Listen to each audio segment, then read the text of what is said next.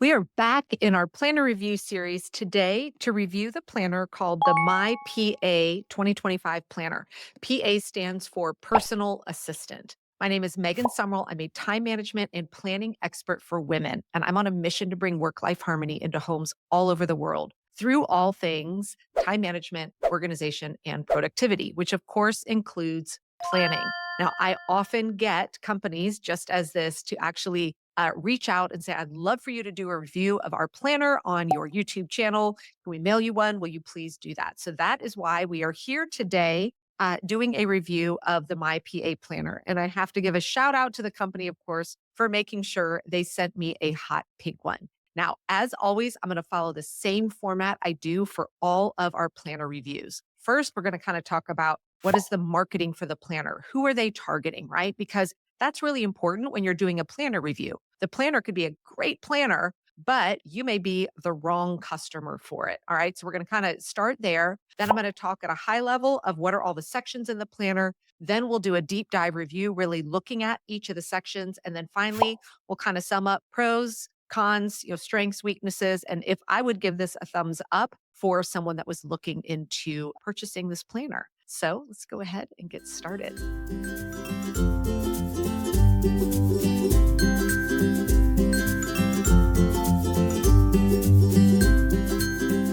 So first, let's talk about the marketing around this planner. What is the My PA planner? Who are they targeting in their messaging? So I'm actually going to read directly from their website what they are saying about this planner. So it says the My PA, and again, that stands for personal assistance, or personal assistant. My PA is an all-in-one business, productivity, and goal setting journal for entrepreneurs and business owners. So I love that they're being upfront and honest about this, meaning if you are not an entrepreneur or business owner, this is not going to be the planner that I would encourage you to purchase, and you will see why.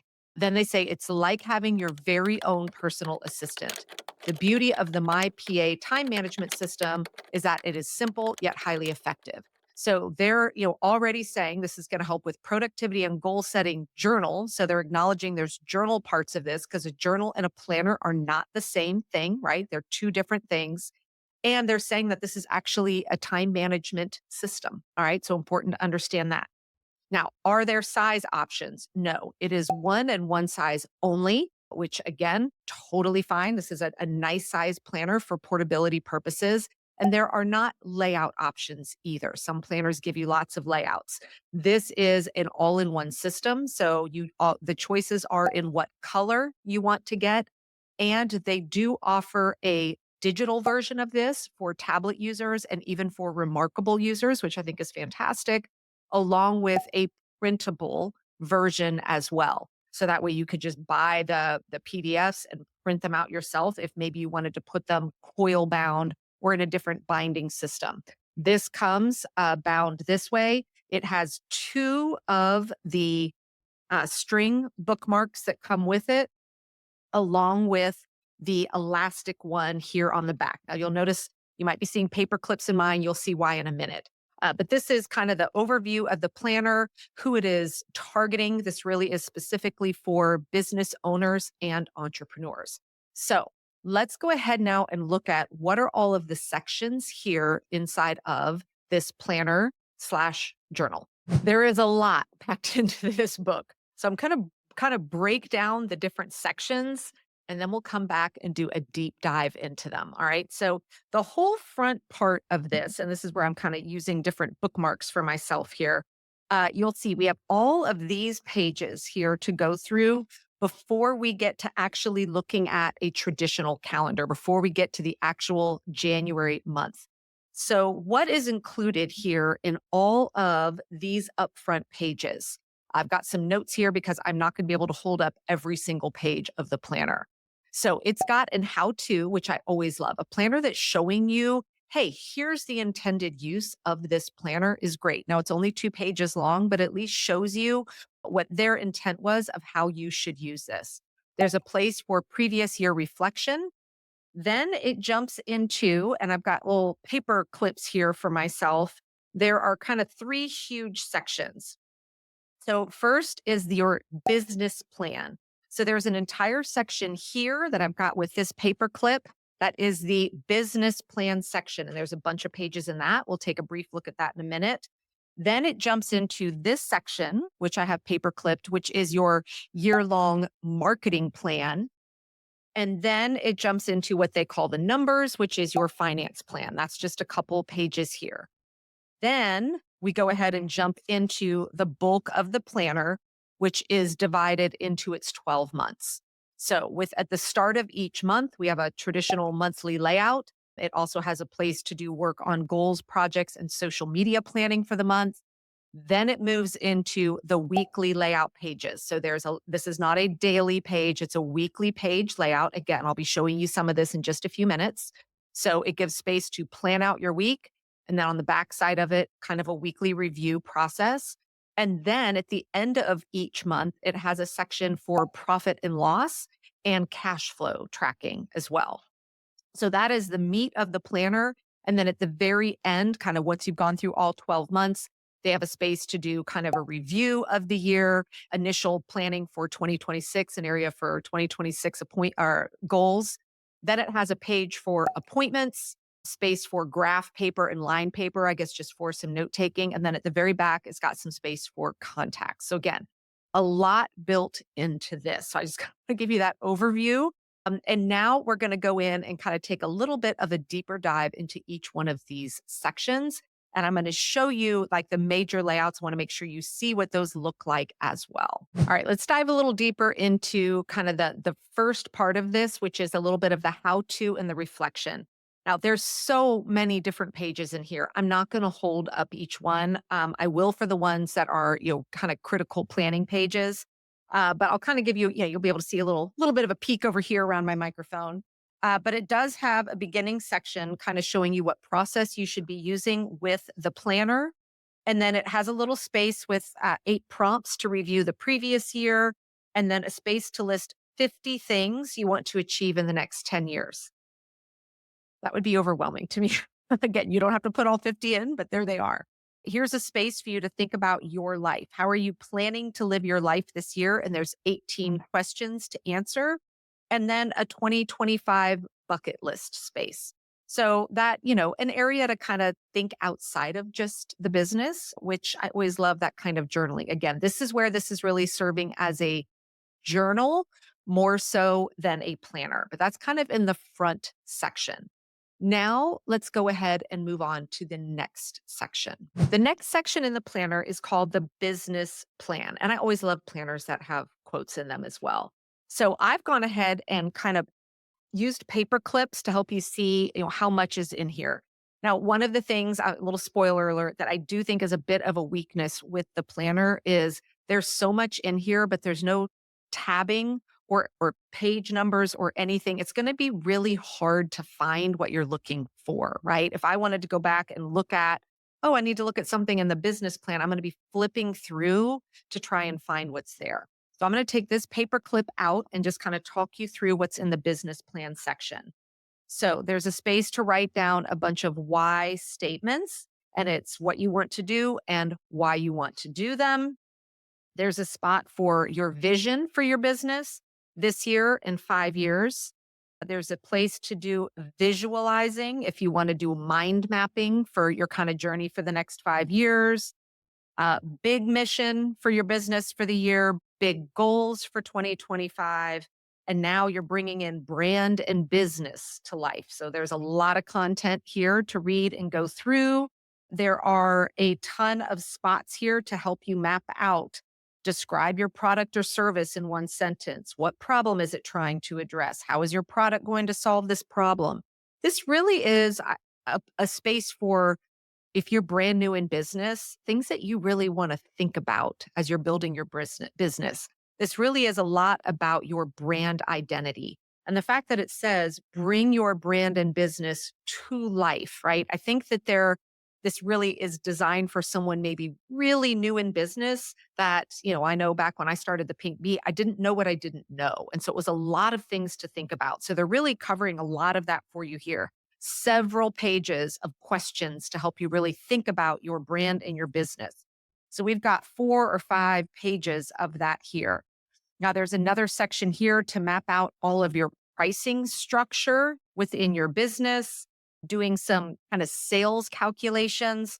I know this is in the business plan, but I kind of feel like that belongs more in the numbers section. There's a space to think through your competition along with a what's called a SWOT analysis.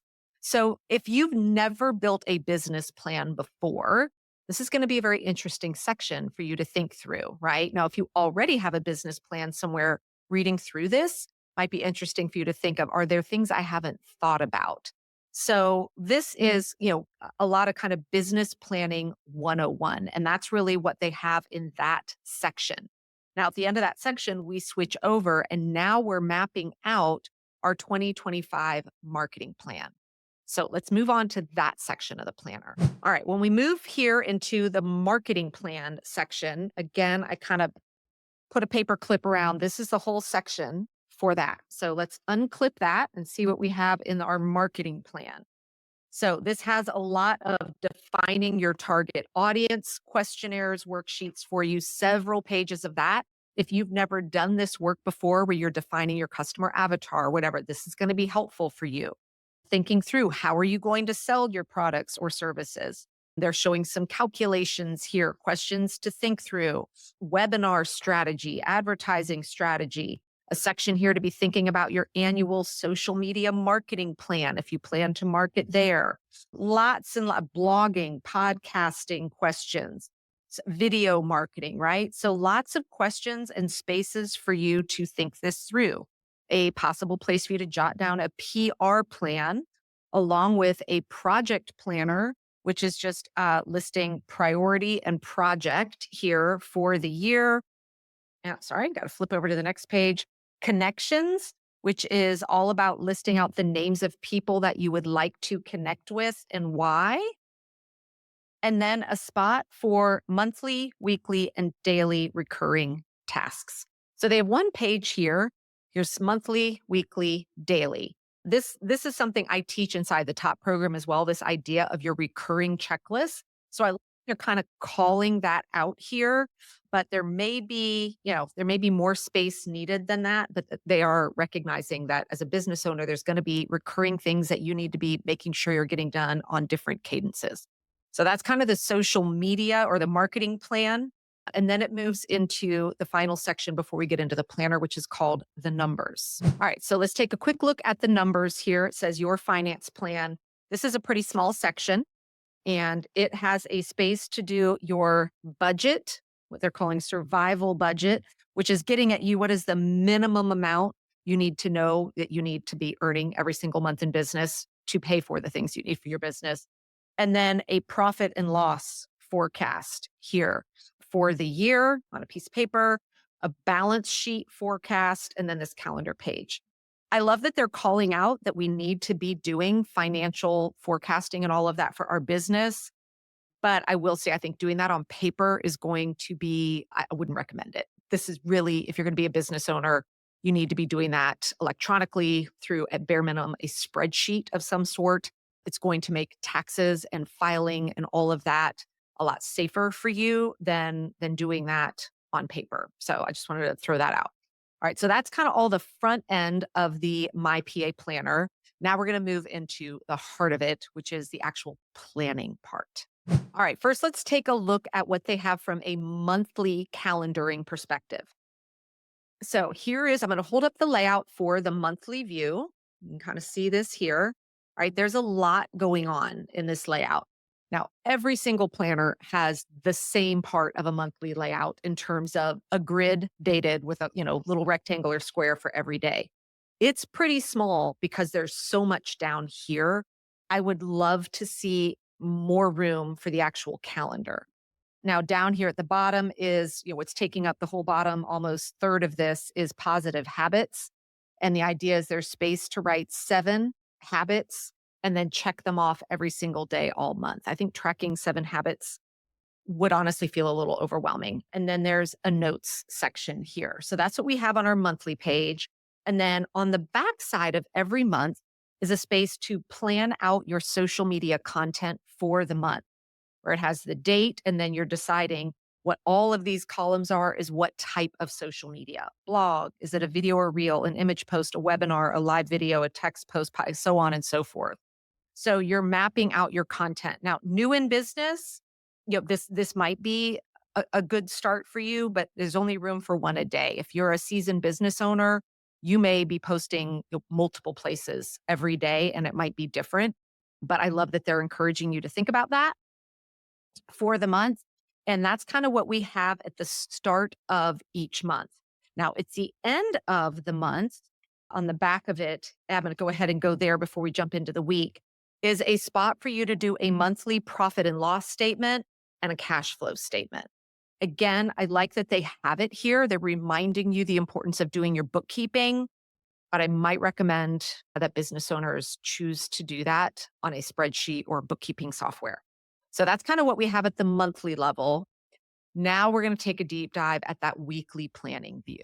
All right, let's take a look at the weekly planning pages because this is the majority of the planner, right? Because we have mostly weeks. And I'm going to show you a kind of high level what the weekly plan looks like. There's a lot going on this page. So I'm going to walk you through everything that's here. So it is one that has a column per day, which I always recommend, but Saturday and Sunday are combined into one column.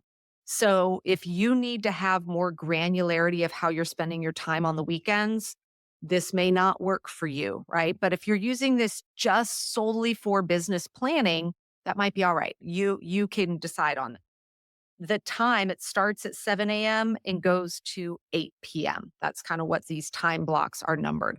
I always love seeing times next to that kind of vertical column view of a weekly planner. Now, at the top of each day is a space for your top 3 goals. Everybody teaches this except for me. I understand the inclination to say, hey, let's make sure we're really thinking about what's going to be most important that day. But I also want to encourage people to realize you don't have to have 3 goals every day. And you may have a day where life is lifing and you're not getting to any of those. And that's by design, right? Which is why I feel like sometimes that can really overwhelm people to be forced into thinking that. Now, along the top of the page, there's a section to say to watch, read, notes, and ideas. Over here, it has notes again. Over here's a space to write down to buy or expenses for the week. And then over here is something called regular action. And down here is goal projects, actions, calls. At the bottom of each day is a space to write down the number of minutes you meditated, checking off whether you exercised, and then they have 9 glasses of water for you to check off if you drank 9 glasses of water or not. So it's a lot on a weekly planning page. But again, they say this is a journal plus planner. My personal thoughts on this is I think it's too much. And I would rather see all 7 days broken out and have a lot more room to do that. This is going to lend itself to a lot of setting appointments here and then just tasks being everywhere else that it could be easy to potentially get overbooked. Because if this is a space for goals, projects, actions, over here, I'd rather see those actually set up as appointments inside in the weekly plan. So again, this is me bringing my planning system to the lens of this planner, particularly because in the marketing, it says this is going to help you not be overwhelmed. This would be a lot of stuff to think through at the start of a week. Now, on the backside here is a spot for weekly review. I love when a planner includes the space to have some reflection. So it's having how many sales did you make, planned versus forecast? How many new email subscribers? How was your social media growth? Achievements, what worked, what didn't? What goals did you achieve? A gratitude journal, write down ideas, be inspired, space for doodling, and all of that. What I love about this is it's subtly reminding you as a business owner, there are likely KPIs, key performance indicators that you're going to want to be tracking to understand how your business is growing, right? So is it in the form of tracking sales? Is it in the form of tracking email subscribers? Are you trying to grow on social media platforms, right? So I love that they're calling this out because so many business owners are not good at tracking that, especially early in business. So I think that was a lot of thoughtfulness there in those, in including that in the weekly review. And then we just pop right over to the next week. So lots of stuff to be planning out for your week. Now, this is, rinse and repeat over the entire year for 12 months. And then finally, we're going to look at the back section of the planner. All right. So, the back section, after we've gotten through our last December profit and loss page, is a little space for a review of 2025, a project planner page, which I'm not exactly sure what that represents there. Upcoming calendar for 2026. Great to have that for review.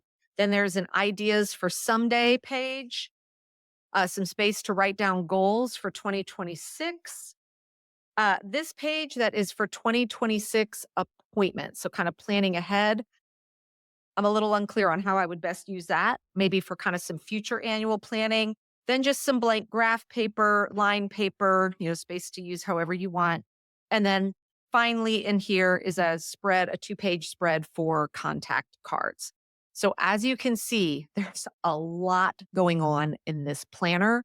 So let's take a step back and really talk through the strengths, the weaknesses, pros and cons, etc. All right, first, let's start with things that I love about the My PA planner. If you are a brand new business owner, you're what we call a solopreneur. You are a one woman show, as I was years ago, where I wore all the hats in my business, really trying to get a business off the ground. Having a book like this to help me even think through that, when we don't know what we don't know. I didn't know about branding identity, right? All of these pieces and parts.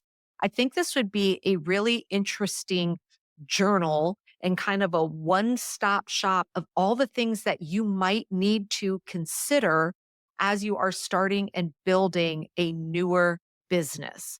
All right. So I love that they've included those pieces and parts, and I can see why they call it a personal assistant. It's almost like a little bit of a paper version of a business coach, if you will. Hey, here are all the things that you want to think about. They've done a really nice job in thinking through that.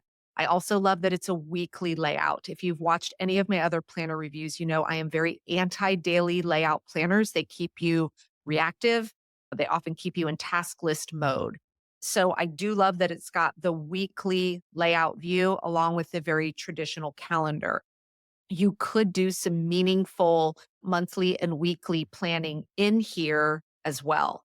Now, let's talk about and finally, and most importantly, if you are someone that just is very tech adverse, having a paper planner that's including all of that is going to save you from probably having journals and notebooks and paper flying around everywhere, right? If you're someone that really likes to write pen or pencil to paper, having this one place with all your thoughts and ideas about your business is in one way really, really great. But that is going to lead us into talking through what some of the kind of pitfalls or maybe weaknesses that people may find when they are using this planner. All right. So, as I mentioned, this is a one stop shop. Everything's in here for your business plan, it's all on paper. Now, the downside of this, as I mentioned earlier, there's no tabs, there's no bookmarking, anything. It's going to be, you're not going to remember what's in there.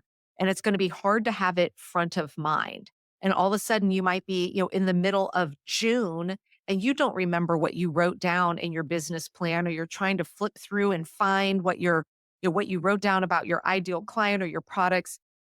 Finding what you're looking for in here could be a little tricky. Whereas if you were storing this kind of information, say in a Google document on Google Drive, it would be very easy to search and find what you're looking for. So while it's all in one, which is going to keep everything together, it's very clunky to find what we're looking for. I also would not encourage tracking the actual details, finances in here just from spreadsheets make it so easy using formulas to track stuff, being able to run reporting, all of that. But if you've never run your books for a business before, this is a great place to start because maybe you don't know what you don't know in terms of, oh, I didn't realize I need to be tracking that kind of information. So again, that could be really, really helpful. Now, I mentioned I love the weekly layout. I'm always a fan of the weekly layout where it's vertical with the times. I only bring this up because on their website, they do actually advertise that this is a good planner for people with ADHD and that it will help combat overwhelm. In all of the clients I have worked with, several women who have shared that they do have ADHD, I do believe that this might actually be very overwhelming. Some it's the intent is great. Hey, I've got all the stuff in one place. I can just come here and look at it, but there's so much to look at. It might be very hard to clearly see right now, here's what I'm supposed to be doing. When we get to a planner, my definition of a planner is one that should be telling you, here's what you're doing and here's when you're doing it. A layout like this is going to be very noisy and it might be very distracting and overwhelming. But again, they do, while it's called a planner, they do on the website say it is a journal and a planner. So, with that, would I recommend this planner? I would say potentially. If you are starting a business, you are a new entrepreneur, and you don't know what you don't know yet about business, I think this would be a very interesting book, especially just from the front section that's guiding you through things that you may not even know you need to be thinking about when it comes to really trying to get a business off the ground.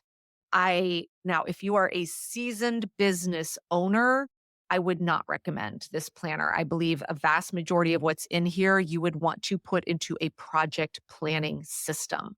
Like we personally use ClickUp at the Pink Bee, a ClickUp, Monday.com, an Asana, Notion, something to that point, because it simply is going to be really hard to find what you're looking for. And if you are bringing people onto your team, if everything is in paper in a book, they're not going to be able to access that, right? So there will become a point at which, as an entrepreneur, you're going to want to digitize this information. So as you are maybe outsourcing and getting help in something, if all of the information about your brand is written down on a piece of paper, you're not going to be able to easily transfer that over.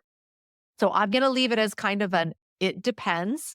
But I think for a brand new business owner, I would use this more as a guide of things to think about as you are launching a business.